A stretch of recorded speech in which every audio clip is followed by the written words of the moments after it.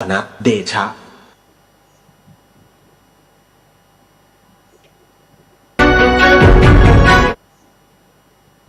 เออ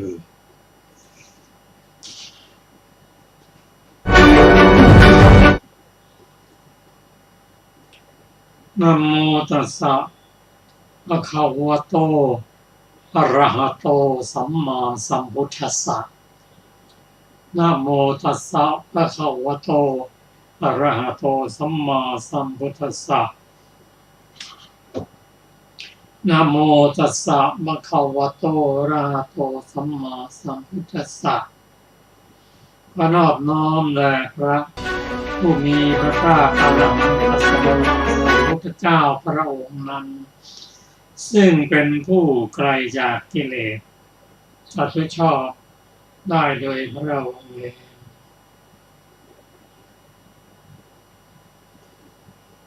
บัดนี้ครับท่านผู้ฟังที่เคารพครับท่านผู้ฟังรับฟังรายการศึกษาธรรมนำสุขซึ่งการศึกษาที่ชื่อว่าศึกษาธรรมนำสุขนั้นก็คือศึกษาศีลสิกขาจิตสิกขาและปัญญาสิกขาเมื่อเข้าใจและน้อมมาปฏิบัติจึงจะเกิดความสุขในการศึกษาและปฏิบัตินั้นในทางพุทธศาสนานั้นเป็นไปตามลำดับขั้นไม่มีการกระโดดข้ามขั้นนั่นคือปริยัติปฏิบัติและปฏิเวทองค์สามเหล่านี้เป็นส่วนประกอบที่สำคัญปริยัติคือศึกษาพระธรรมคำสอนจนจำได้เข้าใจได้และน้อมมาปฏิบัติความสำเร็จบรรลุธรรมนั้นขึ้นอยู่กับองค์ประกอบสำคัญนั่นคือศีลสมาธิปัญญาซึ่งเกื้อกูลต่อการปฏิบัติซึ่งกันและกัน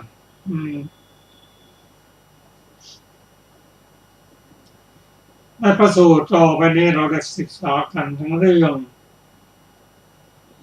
การปฏิบัติบรรลุธรรมในทางพุทธศาสนาเท่าที่เราทราบกันนั้นการบรรลุธรรมการศึกษาธรรมสอนนั้นเป็นไปมีทางบรรลุได้สองทางใหญ่ๆคือการศึกษาด้าน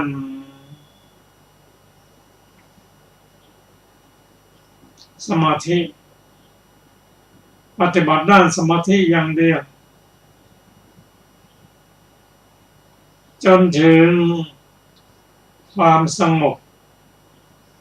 ความสุขละเอียด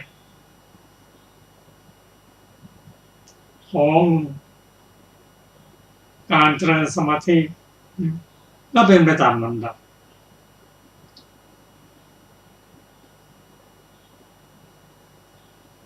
มนุษย์ที่ดีรับผลทางสวรรค์ปฏิบัติที่ดีได้รับผลในทาง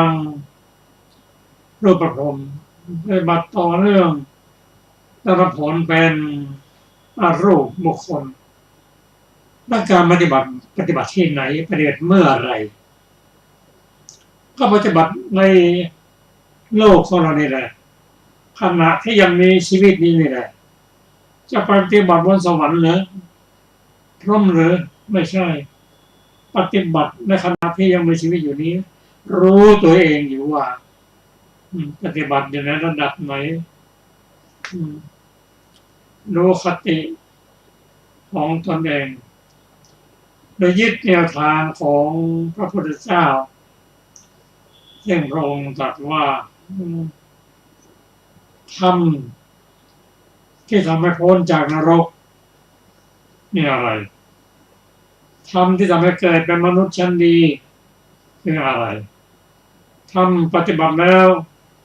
ได้สู่สุคติโลกสวรรค์คืออะไรทำปฏิบัติแล้วได้เป็น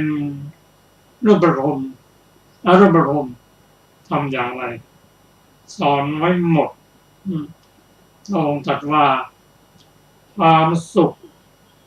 ความสงบละเอียดในระดับของโลกิยะนี้ก็คืออรูปบุคคล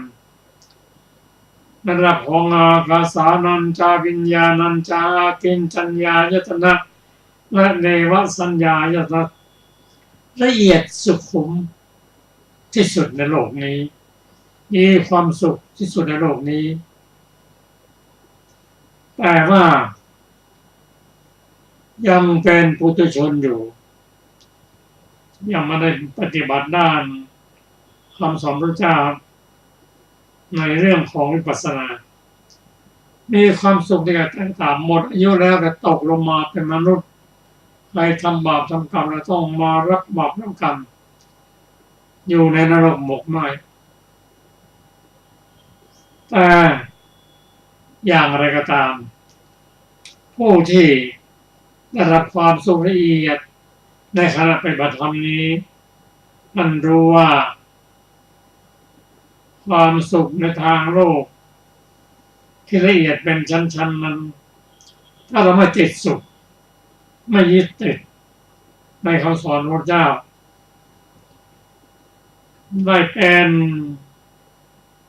อรูปภพเป็นเนวสัญญานาสัญญาหรืออากินจัญญายตนะอะไรก็ตามถ้าไม่ติดแล้วก็ศึกษาไม่ติดสุขศึกษาต่อในด้านวิปัสสนาเห็นชัดในโลกนี้เพราะฉะนั้นพระองค์จึงตรัสว่าบุคคลที่จะรองรับคำสอนของพระองค์นั้นบุคคลนั้นแรกต้องเป็นผู้มีปัญญามีจุลีในตาเบาบางเช่นอุทกดาบทได้วิญญาณัญจายตนะอาราธบทได้อากินจัญญาอุทกดาบทได้เนวสัญญาณสัญญาท่านทั้งสองนี่แหละถ้าเราไปโปรดคณะที่ยังมีชีวิตอยู่นั้นก็จะมีดวงตาเห็นธรรมเป็นพระอรหันต์ได้เดียวกว่าบุคคลอื่นแต่มาทราบว่าท่านทั้งสองนี้เสียชีวิตไปไม่กี่วันนี้เองเมื่อเสียชีวิตไปแล้วจิตใจแนบแน่นอยู่กับความสุขในอารูปบัพพมแล้วตายไปพบไปเกิดอยู่ในอารูปบัพพมทันทีไปอยู่ในที่นั่นอยู่ที่นั่นนอนแสนนานไม่มีหูไม่มีตาบรรลุธรรมไม่ได้แม้พระพุทธเจ้าผ่านไปกี่พระองค์แล้วก็ยังอยู่ในที่นั่นเองอันนี้เรียกว่าผู้ศึกษาในด้านสมาธิจนถึงระดับอรูปภพแล้วขณะที่ยังมีชีวิตอยู่นั้นถ้าไม่ติดในสุขไม่ยึดมั่นในอรูปแล้วศึกษาต่อได้เป็นพระอรหันต์บุคคลหลุดพ้นด้วยฐานคือสมาธิเรียกว่าหลุดพ้นด้วยเจโตวิมุตติอันนี้อย่างหนึ่งอีกอย่างหนึ่งบุคคลไม่ค่อยสนใจในเรื่องสมาธิมากนักอาศัยสมาธิเพียงประกอบให้บรรลุธรรมเท่านั้น ศึกษาด้านวิปัสสนาไปตามลำดับกำจัดสังโยชน์10ไปตามลำดับได้เป็นพระยะบุคคลตามลำดับอันได้แก่พระโสดาบันเจริญวิปัสสนาตัดกิเลสสังโยชน์ต่างๆได้คือจักรยานทิฏฐิสิ้นรสและวิจิกิจฉาปฏิบัติต่อเนื่องกันไปจนกิเลสลดลงเป็นพระอนาคามีปฏิบัติต่อไปไม่ติดยึดไม่ยึดติดจนละสังโยชน์เรื่องต่ำมาได้แล้วโอรัมภาคิยสังโยชน์ อันประกอบสุดท้าย2เลยได้แก่ปฏิฆาสังโยชน์กับบากามสังโยชน์เป็นผู้สำเร็จเป็นพระอนาคามีถ้าไม่บรรลุฌานดังที่กล่าวไว้แล้วก็เป็นพระสกทาคามีตายไปแล้วก็เป็นอรูปภพอยู่ในสวรรค์นั่นเองแต่ถ้าหากว่าได้บรรลุฌานที่4ผู้แก่ว่าศึกษาด้านสมาธิควบคู่กับวิปัสสนาไปด้วยก็จะไปเกิดในชั้นสุทธาวาสพรหมอยู่ที่นั่นนิพพานที่นั่นทีนี้ถ้าท่านจะมีชีวิตอยู่ปฏิบัติต่อไปจนละสังโยชน์เรื่องสูง5ได้อุทธัมภาคิยสังโยชน์คือรูปราคะอรูปราคะอุทธัจจามานะอวิชชาได้เป็นพระอรหันต์ไม่ต้องกลับมาเกิดอีกแล้วถ้าท่านศึกษาด้านหนักไปทางด้านวิปัสสนาเรียกว่าสุขะวิปัสสโกแต่ส่วนมากเขาศึกษาควบคู่กันไปได้ศึกษาเป็นพระอรหันต์เพราะฉะนั้นการศึกษาพุทธศาสนา2ทางได้แก่เจโตวิมุตติกับปัญญวิมุตติแต่การศึกษานี้ส่วนมากตรงตรัสว่าปฏิบัติร่วมกันคละเคล้ากันไปตัวสำคัญของเจตสิกที่เป็นตัวประกอบหลักนั่นคือปัญญินทรีย์กับสมาธิและองค์อื่นๆประกอบไปด้วยพระองค์ตรัสไปในพระสูตรนี้ว่าการปฏิบัติธรรมนั้นบรรลุธรรมนั้นทำได้4ทางด้วยกันนั่นก็คือสมถะนำวิปัสสนา1วิปัสสนานำสมถะ2ทำควบคู่กันไปสมถะวิปัสสนาวิปัสสนาสมถะ3แม้จิตไม่ฟุ้งซ่านก็บรรลุธรรมได้เพราะว่าจิตอารมณ์จิตไม่ฟุ้งซ่านคือจับอารมณ์มั่นคนมีปัญญาถ้าจิตฟุ้งซ่านก็บรรลุธรรมไม่ได้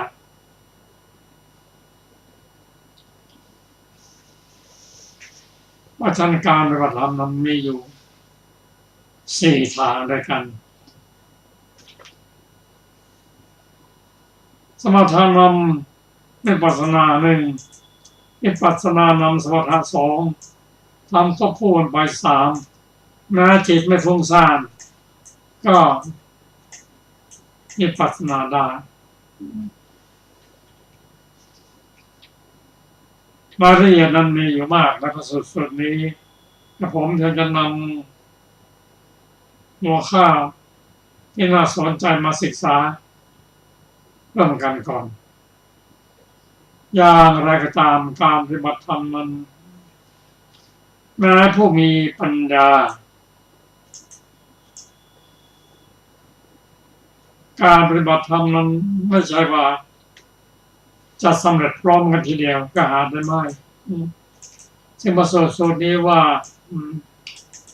บางท่านนั้นปฏิบัติธรรมที่แม้ปัญญามีปัญญาปฏิบัติธรรมลำบากมันรู้ได้ช้าบางคนปฏิบัติสบายมันรู้ได้เร็วเช่นพระสูตรนี้พระสารีบุตรเข้าไปหาท่านมหาโมคคัลลานะว่าอาวุโสท่านโมคคัลลานะการปฏิบัติธรรมของท่านนั้นเป็นอย่างไรบ้างสำเร็จ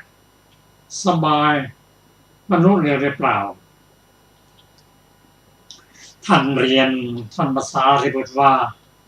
อาวุโสสารีบุตรการปฏิบัติธรรมของผมนั้นเป็นทุกขาปฏิปทาทันทาปัญญาขอไปทุกขาปฏิปทาขิปปาปัญญาการปฏิบัติของผมนั้นเป็นไปอย่างปฏิบัติลำบากแต่ก็บรรลุได้เร็วนั่นเรียนย้อนถามว่าอาวุโสสารีบุตรการกระทำของท่านนั้นเป็นอย่างไรท่านตอบว่าการปฏิบัติของผมนั้นสุขาปฏิปทาปฏิบัติและสบายขิปปาปัญญาบรรลุธรรมในรวดเร็วทั้งสองท่านนั้นย่อมมีเหตุมีปัจจัยทั้งนั้น ถึงแม้จะเป็นผู้มีปัญญาทั้งสองท่านก็ตามก็จะขึ้นอยู่กับถ้าเป็นผู้มีปัญญานะก็ขึ้นอยู่กับความพร้อมเพรียงของอินทรีย์ห้าคือศรัทธาวิริยะสติอินทรีย์สมาธิอินทรีย์และปัญญินทรีย์ถ้าอินทรีย์ทั้งห้านี้สม่ำเสมอกันร่วมกันทำงานเป็นสมังคีพร้อมเพรียงกันความสำเร็จก็เร็วขึ้นในทำนองเดียวกันเป็นผู้มีปัญญาเช่นพระโมคคัลลานะนั้นท่านปฏิบัติลำบากท่านได้ผลเร็วท่านปฏิบัติลำบากนั้นเพราะว่าอินทรีย์ไม่เสมอกันท่านทั้งสองเตรียมกรรมฐานแล้วแยกไปปฏิบัติท่านมหาโมคคัลลานะท่านมีความเพียรมากเดินจนเท้าได้บวมเมื่อ7 วันพระองค์ทรงทราบระยานว่าโมคคัลลานะหนักไปทางความเพียรแนะนำให้ลดความเพียรลงไปตอนหลังท่านก็ได้บรรลุธรรมหลังจากบวชแล้วได้7 วันได้เป็นพระอรหันต์ท่านยังบอกว่าท่านมีเรียกว่าทุกขาปฏิปทาขิปปาปัญญาส่วนท่านพระสารีบุตรนั้นรับกรรมฐานแล้วก็ปฏิบัติธรรมใกล้พระพุทธเจ้านั่นเอง วันหลังจากบวชแล้ว15 วันท่านไปถวายงานพัดให้แก่พระพุทธองค์ที่ท่านสุรคาตาฟังพระธรรมที่พระพุทธเจ้าแสดงแก่เทฆะนะครับอริภาชกหลานชายของท่านพระสารีบุตรไม่ได้แสดงแก่ท่านนะแสดงให้แก่หลานชายท่านฟังแล้วก็บรรลุเป็นพระอรหันต์หลังจากบวชได้15 วันท่านจึงกล่าวได้ว่าท่านปฏิบัติแบบสุขาปฏิปันธาขิปปาเพ็ญญาถวายงานพัดฟังธรรมและก็บรรลุธรรมอันนี้ข้อความในพระสูตรที่เราได้ศึกษากันนั้นรายละเอียดเกี่ยวกับการปฏิบัติธรรมนั้น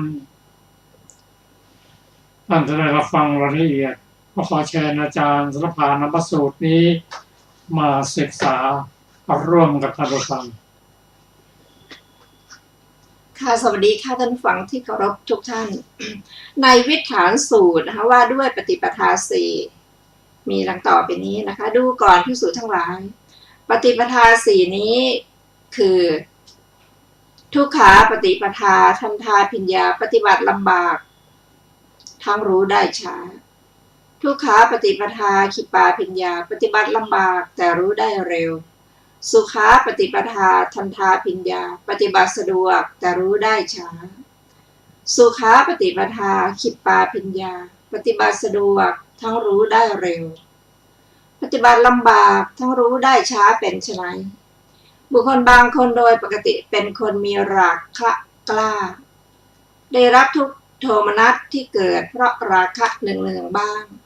โดยปกติเป็นคนมีโทสะกล้าได้รับทุกโทมนัสที่เกิดเพราะโทสะเนืองๆบ้างโดยปกติเป็นคนมีโมหะกล้าได้รับทุกขโทมนัสที่เกิด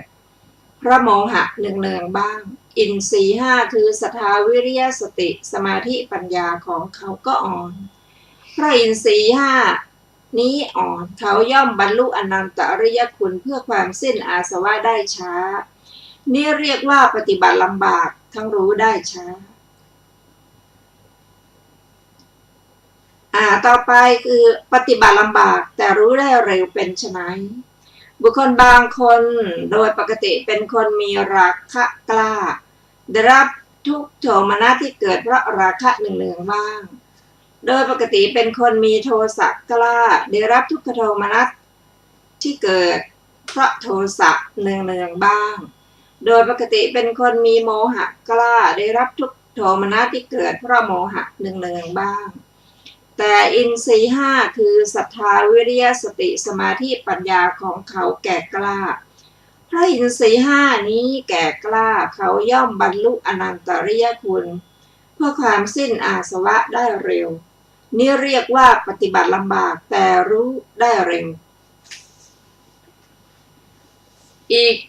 ประเภทหนึ่งหรือกลุ่มหนึ่งปฏิบัติสะดวกแต่รู้ได้ช้าเป็นไฉนบุคคลบางคนโดยปกติมิใช่เป็นคนมีราคะกล้ามิใครได้รับทุกโทมนัสที่เกิดเพราะราคะมิใช่เป็นคนมีโทสะกล้ามิใครได้รับทุกโทมนัสที่เกิดเพราะโทสะอันหนึ่งโดยปกติมิใช่เป็นคนมีโมหะกล้ามิใครได้รับทุกโทมนัสที่เกิดเพราะโมหะแต่อินทรีย์ห้าคือศรัทธาวิริยะสติสมาธิปัญญาของเขาอ่อนเพราะอินทรีย์ห้านี้อ่อนเขาย่อมบรรลุอนันตริยคุณเพื่อความสิ้นอาสวะได้ช้านี่เรียกว่าปฏิบัติสะดวกแต่รู้ได้ช้าอีกประเภทหนึ่งปฏิบัติสะดวกทั้งรู้ได้เร็วเป็นไฉนบุคคลบางคนโดยปกติมิใช่เป็นคนมีราคะกล้า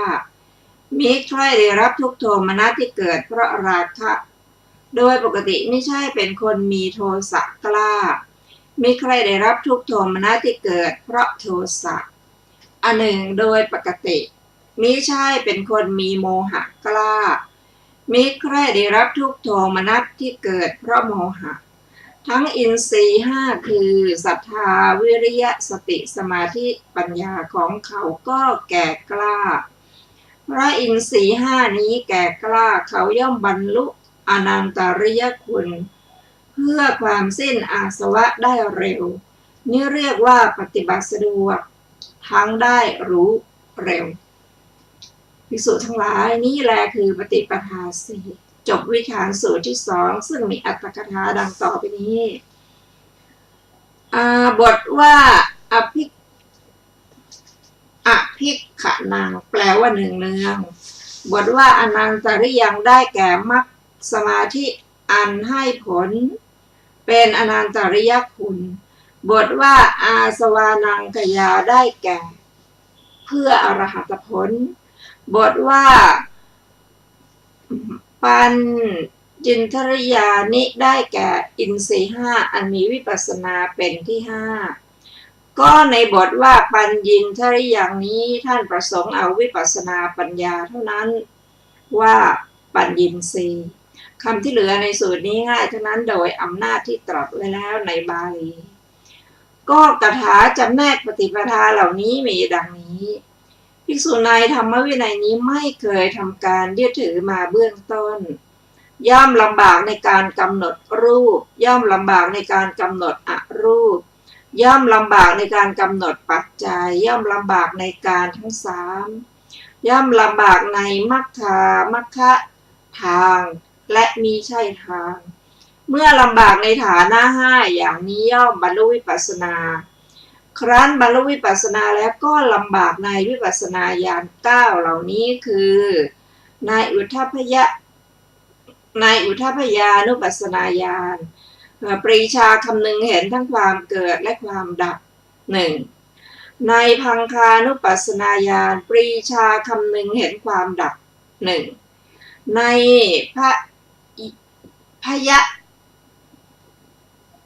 อภยตุปัฏฐานญาณปรีชาคำนึงเห็นสังขารปรากฏเป็นของน่ากลัวหนึ่งในอาทีนวานุปัสสนาญาณปรีชาคำนึงเห็นโทษหนึ่งในนิพพิทานุปัสสนาญาณปรีชาคำนึงถึงความเบื่อหน่ายหนึ่งในมุนจิตุกามายตาญาณปรีชาคำนึงด้วยใคร่จะพ้นไปหนึ่งในสังขารุปเบกขาญาณปรีชาคำนึงด้วยความเฉยในสังขารหนึ่งในอนุโลมญาณปรีชาคำนึงโดยสมควรแก่กำหนดรู้อริยสัจหนึ่งในโคตระภูญาณปรีชากำหนดรู้ญาณอันเป็นลำดับอริยมรรคหนึ่งแล้วจึงบรรลุโลกุตระมรรคโลกุตระมรรคนั้นของภิกษุนั้นชื่อว่าปฏิบัติลำบากทั้งรู้ลำบากเพราะทำให้แจ้งโดยความหนักไปด้วยทุกอย่างนี้ก็ภิกษุใดเบื้องต้นลำบากในญาณห้าแต่เบื้องปลายไม่ลำบากในวิปัสสนาญาณเก้าย่อมทำให้แจ้งซึ่งมรรคนั้นของภิกษุนั้นชื่อว่าปฏิบัติลำบากแต่รู้ได้เร็วเพราะทำให้แจ้งโดยไม่หนักด้วยทุกอย่างนี้อีกสองปฏิปทาก็พึงทราบโดยอุบายนี้อันหนึ่งปฏิปทาเหล่านี้จะพึงแจ่มแจ้งก็ด้วยข้ออุปมาเปรียบด้วยคนหาโคสี่ตัวโคสี่ตัวของชายคนหนึ่งหนีเข้าไปในดงเขาหาโคเหล่านั้นในป่าซึ่งมีน้ำหนาทึบ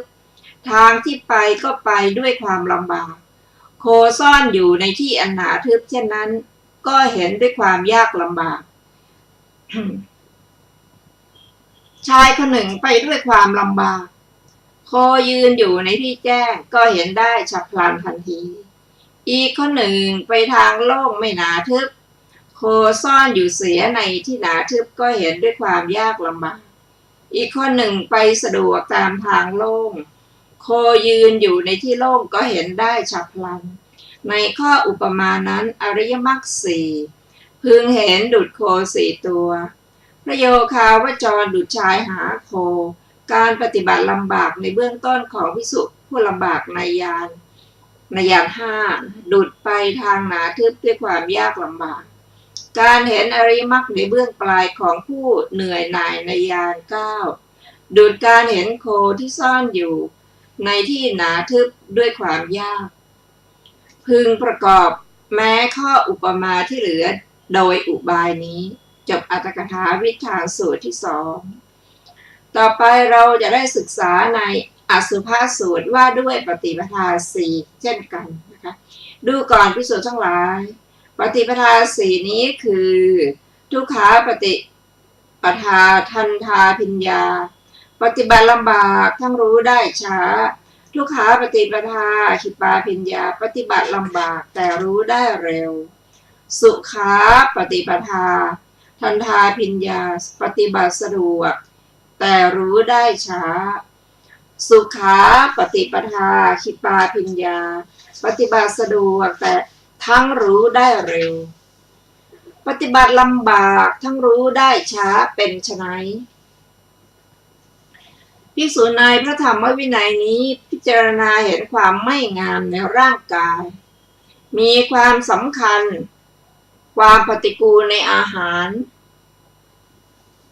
มีความสำคัญไม่น่าเพลิดเพลินยินดีในโลกทั้งปวง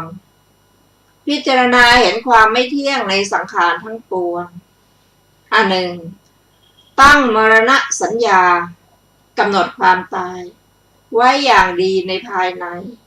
ภิกษุนั้นอาศัยเสขพละธรรมอันเป็นกำลังของพระเสขะห้าประการนี้คือศรัทธาหิริโอตตัปปะวิริยะปัญญาอยู่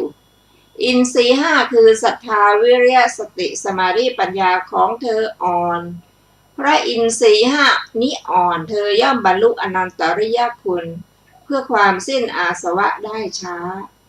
นี่เรียกว่าปฏิบัติลำบากทั้งรู้ได้ช้าปฏิบัติลำบากแต่รู้ได้เร็วเป็นไฉนภิกษุในพระธรรมวินัยนี้พิจารณาเห็นความไม่งามในร่างกายมีความสำคัญความปฏิกูลในอาหารมีความสำคัญความไม่น่าเพลิดเพลินยินดีในโลกทั้งปวงพิจารณาเห็นความไม่เที่ยงในสังขารทั้งปวงอันหนึ่งตั้งมรณะสัญญาคือกำหนดความตายไว้อย่างดีในภายในภิกษุอันอาศัยเสขะพละห้าประการคือศรัทธาหิริโอตตัปปะวิริยะปัญญาอยู่อินทรีย์ห้าคือศรัทธาวิริยะสติสมาธิปัญญาของเธอแก่กล้าเพราะอินทรีย์ห้านี้แก่กล้าเธอย่อมบรรลุอนันตริยคุณเพื่อความสิ้นอาสวะได้เร็วนี้เรียกว่าปฏิบัติลำบากแต่รู้ได้เร็ว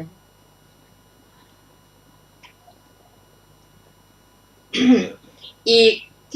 ประเภทปฏิบัติสะดวกแต่รู้ได้ช้าเป็นไฉนภิกษุในพระธรรมวินัยนี้สงัดจากกามสงัดจากอกุศลธรรมทั้งหลายได้ปฐมฌานจนถึงได้ทุติยฌานตติยฌานจตุตฌานภิกษุนั้นอาศัยเสขะพละห้าประการคือศรัทธาหิริโอตตัปปะวิริยะปัญญานี้อยู่แต่อินทรีย์ห้าคือศรัทธาวิริยะสติสมาธิปัญญาของเธออ่อนเพราะอินทรีย์ห้านี้อ่อนเธอย่อมบรรลุอนันตริยคุณเพื่อความสิ้นอาสวะได้ช้านี้เรียกว่าปฏิบัติสะดวกแต่รู้ได้ช้า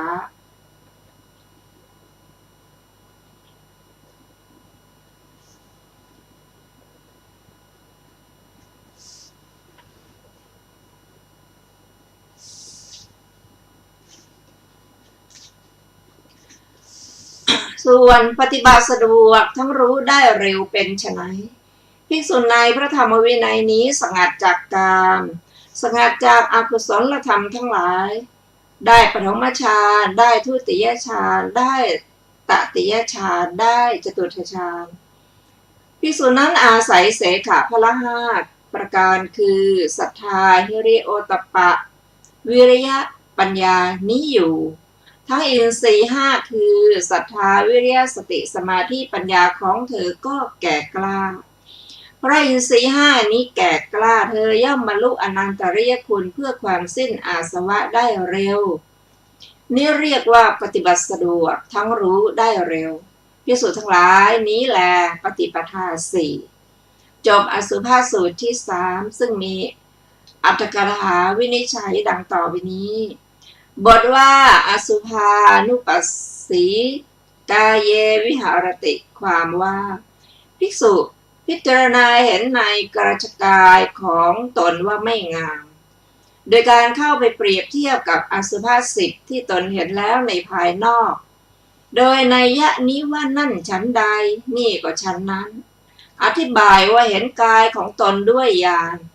โดยเป็นสิ่งไม่งามโดยเป็นสิ่งปฏิกูลบทว่าอาหาเรปฏิกุลละสัญญีความว่ามีความสำคัญในกวลีการาหารว่าเป็นปฏิกูลด้วยอำนาจปฏิกูล9บทว่าสภะโลเกอนาภิระตสัญญีความว่าประกอบด้วยความไม่น่ายินดีคือด้วยสัญญาว่าน่าเอื่อมระอาในโลกสันนิวาสอันเป็นไตรธาตุแม้ทั้งหมดบทว่าสัพพสังขาเรสุอนิจจานุปัสสีความว่าพิจารณาเห็นสังขารอันเป็นไปในภูมิสามแม้ทั้งหมดโดยความเป็นของไม่เที่ยง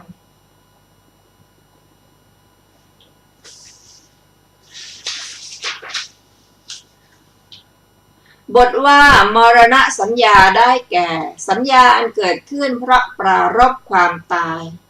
บทว่าอัชชตังสุปัตถิตาโหติได้แก่เข้าไปตั้งไว้ด้วยดีในภายในกายของตนท่านกล่าววิปัสสนาอันมีกำลังด้วยเหตุเพียงเท่านี้บทว่าเสกขะพลานี้ได้แก่กำลังของพระผู้ยังต้องศึกษาคำที่เหลือในบทนี้ง่ายทั้งนั้นโดยอำนาจบาลีก็บทว่าอสุภานุปัสสีเป็นต้นท่านกล่าวเพื่อแสดงถึงปฏิปทาลำบากปฐมฌานเป็นต้นท่านกล่าวเพื่อแสดงปฏิปทาสะดวกด้วยว่าอสุภะเป็นต้นมีปฏิกูลเป็นอารมณ์ก็ตามปกติจิตที่ใฝ่รักย่อมคิดอยู่ในอารมณ์เหล่านั้นเพราะฉะนั้นเมื่อจะเจริญอสุภะเป็นต้นเหล่านั้นชื่อว่าปฏิบัติปฏิปทาลำบากปฐมฌานเป็นต้นเป็นสุขประณีตเพราะฉะนั้นผู้ปฏิบัติปฐมฌานเป็นต้นเหล่านั้นชื่อว่าปฏิบัติปฏิปทาสะดวกในข้อนี้มีอุปมาอันเป็นสาธารณะดังต่อไปนี้จริงอยู่บุรุษผู้เข้าสงครามทำซุ้มแผ่นกระดาน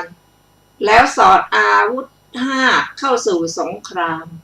เขาประสงค์จะพักในระหว่างจึงเข้าไปยังซุ้มแผ่นกระดานพักผ่อน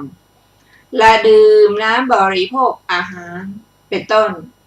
จากนั้นเขาก็เข้าสู่สงครามทำการรบต่อไปในข้ออุปมานั้นพึงเห็นว่าการสงครามกับกิเลสดุจเข้าสงครามกำลังเป็นที่อาศัย5ดุจซุ้มแผ่นกระดานพระโยคาวจรดุจบุรุษเข้าสู่สงครามอินทรีย์มีวิปัสสนาเป็นที่5ดุจเครื่องสอดอาวุธ5เวลาเจริญวิปัสสนาดุจเวลาเข้าสงครามเวลาที่พระโยคาวจรเจริญวิปัสสนาขณะจิตตุปบาทไม่มีความยินดีก็อาศัยพละ5ปลอบจิตให้ร่าเริงดุจเวลาที่นักรบประสงค์จะพักก็เข้าไปซุ้มแผ่นกระดานเวลาที่พระโยคาวจรครั้นปลอบจิตให้ร่าเริงด้วยพละ5แล้วเจริญวิปัสสนาอีกก็หันกลับมายึดพระอรหันต์ไว้ได้พึงทราบเหมือนเวลาที่นักรบพักผ่อนกินดื่มแล้วกลับเข้าสู่สงครามต่อไปก็ในสูตรนี้ตรัสพละและอินทรีย์คละกันจบอรรถกถาอสุภสูตรที่3สูตรต่อไปปฐมขมสูตรว่าด้วยปฏิปทา4ดูก่อนภิกษุทั้งหลาย ปฏิปทาสี่นี้ปฏิปทาสี่เป็นไฉนคืออัคคมาปฏิปทาปฏิบัติไม่อดทนขมาปฏิปทาปฏิบัติอดทนทมาปฏิปทาปฏิบัติข่มใจสมาปฏิปทาปฏิบัติระงับปฏิบัติไม่อดทนเป็นไฉนบุคคลบางคนเขาด่าย่อมด่าตอบเขาโกรธย่อมโกรธตอบเขาวิวาทย่อมวิวาทตอบนี่เรียกว่าปฏิบัติไม่อดทนปฏิบัติอดทนเป็นไฉนบุคคลบางคนเขาด่าไม่ด่าตอบเขาโกรธไม่โกรธตอบเขาวิวาทไม่วิวาทตอบนี้เรียกว่าปฏิบัติอดทนปฏิบัติข่มเป็นไฉนภิกษุในพระธรรมวินัยเห็นรูปด้วยตาแล้วเป็นผู้ไม่ถือโดยนิมิตไม่ถือโดยอนุพยัญชนะอภิชฌาโทมนัสอกุศลบาปประธรรมทั้งหลายจะพึงไหลไปตามภิกษุผู้ไม่สำรวมอินทรีย์คือตาเพราะเหตุความไม่สำรวมอินทรีย์คือตาอันใดปฏิบัติเพื่อปิดกั้นเสียซึ่งอินทรีย์คือตาอันนั้นรักษาอินทรีย์คือตาถึงความสำรวมในอินทรีย์คือตาฟังเสียงด้วยหูแล้วดมกลิ่นด้วยจมูกแล้วลิ้มรสด้วยลิ้นแล้วถูกต้องโผฏฐัพพะด้วยกายแล้วรู้ธรรมารมณ์ด้วยใจแล้วเป็นผู้ไม่ถือโดยนิมิตไม่ถือโดยอนุพยัญชนะอภิชฌาโทมนัสอกุศลบาปประธรรมทั้งหลายจะพึงไหลไปตามภิกษุผู้ไม่สำรวมอินทรีย์คือหูจมูกลิ้นกายใจเพราะเหตุความไม่สำรวมอินทรีย์คือหูจมูกลิ้นกายใจอันใดปฏิบัติเพื่อกั้นปิดกั้นซึ่งอินทรีย์คือหูจมูกลิ้นกายใจอันนั้นรักษาอินทรีย์คือหูจมูกลิ้นกายใจนี่เรียกว่าปฏิบัติข่มใจปฏิบัติระงับเป็นไฉนภิกษุในพระธรรมวินัยนี้ไม่รับเอากามวิตกที่เกิดขึ้นย่อมละเสียถ่ายถอนเสียระงับเสียทำให้หายสิ้นไปเสียทำให้ไม่มีในภายหลังอีกไม่รับเอาพยาบาทวิตกที่เกิดขึ้นแล้ววิหิงสาวิตกที่เกิดขึ้นแล้วอกุศลบาปประธรรมทั้งหลายที่เกิดขึ้นแล้วไว้ละเสียถ่ายถอนเสียระงับเสียทำให้หายสิ้นไปเสียทำให้ไม่มีในภายหลังอีกนี้เรียกว่าปฏิบัติระงับภิกษุทั้งหลายนี้แลปฏิปทาสี่จบปฐมคมสูตรที่สี่และมีอรรถกถาดังต่อไปนี้บทว่าอัคคมาได้แก่ปฏิปทาของผู้ไม่อดทนบทว่าขมาได้แก่ปฏิปทาของผู้อดทนบทว่าธัมมาได้แก่ปฏิปทาของผู้ฝึกอินทรีย์บทว่าสมาได้แก่ปฏิปทาของผู้สงบอกุศลวิตกบทว่าโรสันตังปฏิโรสติได้แก่เขากระทบย่อมกระทบตอบบทว่าพันธันตังปฏิพันธติได้แก่เขาประหารย่อมประหารตอบจบอรรถกถาของปฐมคมสูตรที่สี่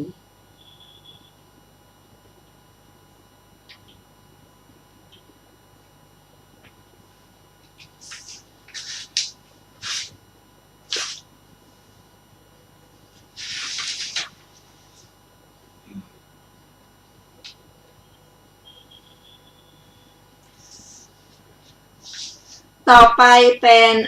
ทุติยคมสูตรนะคะว่าด้วยปฏิปทาสี่ดูก่อนภิกษุทั้งหลายปฏิปทาสี่นี้ปฏิปทาสี่เป็นไฉนคืออัคคมาปฏิปทาปฏิบัติไม่อดทนขมาปฏิปทาปฏิบัติอดทนธัมมาปฏิปทาปฏิบัติข่มใจ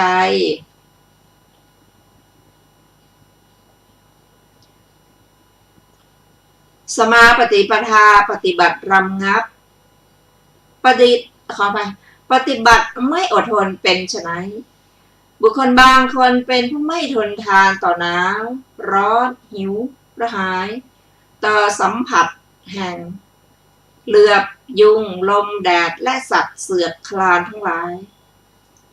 ต่อถ้อยคำหยาบร้ายแรงไม่อดกลั้นต่อเวทนาที่เกิดในร่างกายอันเป็นทุกข์กล้าแข็งเผ็ดร้อนขมขื่นไม่ชื่นใจพอที่จะปล้นชีวิตเสียได้นี้เรียกว่าปฏิบัติไม่อดทนปฏิบัติอดทนเป็นไฉนบุคคลบางคนเป็นผู้ทนทานต่อหนาวร้อนและอื่นๆต่อถ้อยคำอันหยาบคายร้ายแรงอดกลั้นต่อเวทนาที่เกิดในร่างกายและอื่นๆพอ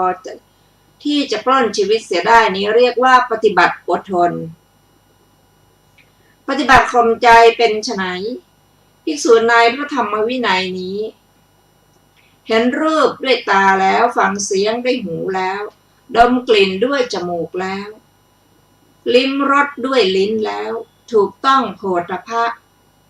ด้วยกายแล้วรู้ธรรมารมณ์ด้วยใจแล้วและอื่นๆถึงความสำรวมในอินทรีย์คือตาหูจมูกลิ้นกายใจนี่เรียกว่าปฏิบัติข่มใจปฏิบัติรำงับเป็นไฉนภิกษุในพระธรรมวินัยนี้ไม่รับเอากามวิตกพยาบาทวิตกวิหิงสาวิตกอกุศลบาปธรรมที่เกิดขึ้นไว้และอื่นๆทำให้ไม่มีในภายหลังอีกนี้เรียกว่าปฏิบัติรำงับภิกษุทั้งหลายนี้คือปฏิปทาสี่นะคะซึ่งทุติยคมสูตรนี้ไม่มีอรรถกถานะคะต่อไปเป็นอภยสูตรว่าด้วยปฏิปทาสี่ดูก่อนภิกษุทั้งหลายปฏิปทาสี่นี้เป็นไฉนคือทุกขาปฏิปทาทันทาภิญญาปฏิบัติลำบากทั้งรู้ได้ช้าทุกขาปฏิปทาขิปาภิญญาปฏิบัติลำบากแต่รู้ได้เร็วสุขาปฏิปทาทันทาภิญญาปฏิบัติสะดวกแต่รู้ได้ช้าสุขาปฏิปทาขิปาภิญญาปฏิบัติสะดวกทั้งรู้ได้เร็วในปฏิปทาสี่นั้นปฏิปทาที่ลำบากทั้งรู้ได้ช้าจัดว่าเลวทั้งสองสถานคือเลวทั้งโดยที่ลำบากทั้งโดยที่ช้า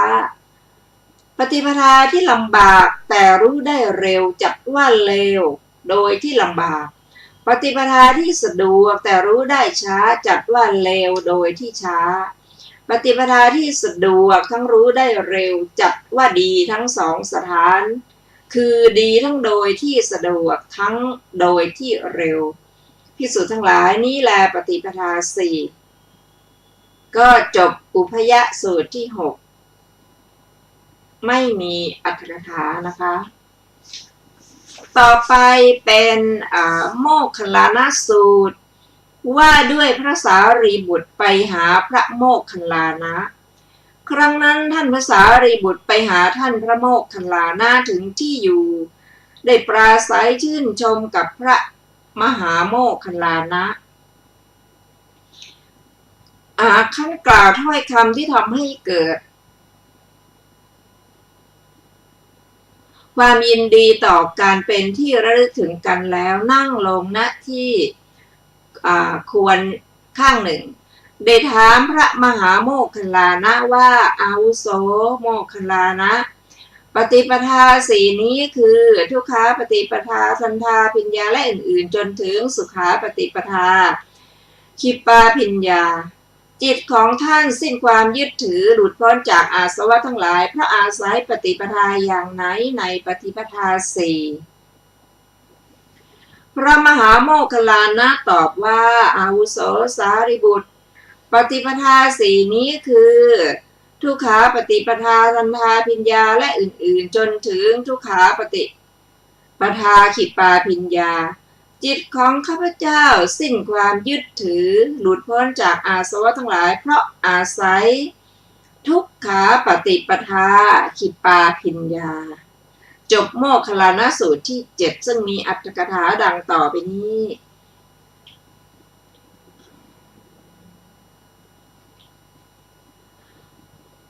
มรรคสามเบื้องต่ำของพระมหาโมคคัลลานเถระได้เป็นสุขาปฏิปทาทันทาภิญญาปฏิบัติง่ายรู้ได้ช้าอรหัตมรรคเป็นทุกขาปฏิปทาขิปาภิญญาปฏิบัติยากรู้ได้เร็วเพราะฉะนั้นท่านพระมหาโมคคัลลานะจึงกล่าวอย่างนี้ว่ายายังปฏิปทาทุกขาขิปาภิญญาอิมังเมปฏิปทางคัมมะอันปาทายะอาสะเวหิจิตังวิมุตตัง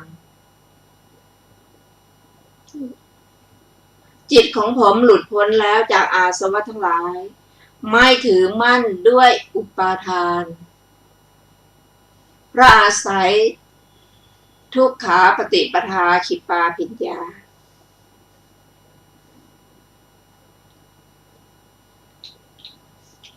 คือปฏิบัติลำบากรู้ได้เร็วดังนี้